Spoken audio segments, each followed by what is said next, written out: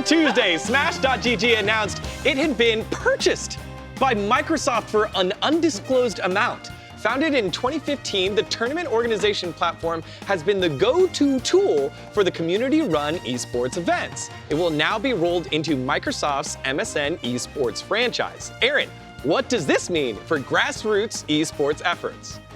I mean, this is a good look at the power of grassroots initiatives. I mean, Microsoft acquiring shows that there is attention towards grassroots communities, platforms, and different initiatives within it. And I think especially a lot more recently, the attention has been going heavily towards grassroots, especially with COVID-19 showing a lot of weaknesses in various companies and various different brands. And especially a lot of these grassroots companies are helping to push online gaming, which is what the esports and game world is depending on heavily right now. Yeah, it definitely is, and congrats to that team over there at Smash.gg. I used it for tournaments that I created, but I can't imagine, we've all been in esports for a little while, so like you have your team that you be a part of or your organization that you start, and then all of a sudden it gets bought by Microsoft. Like, I can't just imagine the founding members of that organization all of a sudden now having millions of dollars to play with while still getting to run the organization. So congrats over there to Smash.gg. But I think also it pushes people to realize, hey,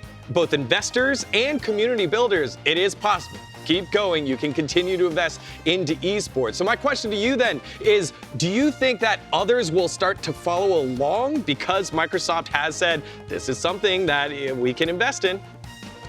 I think we're going to start seeing it, especially when you have platforms that kind of that combine the casual and the competitive gaming side of things. I think there are various different companies that are looking within that market, and it's kind of going back to what we talked about before. Esports has a variety of different spaces, a variety of different content, a variety of different companies, and especially competitive gaming has so many different areas that so many companies can go to. I think Microsoft doing that is smart. I mean, we've seen how some other competitive platforms like Play Versus and others have found their markets, whether it's in the high school, the collegiate scene, the middle school scene. So it's only going to increase further and further now, especially because everyone wants a piece of the gaming pie.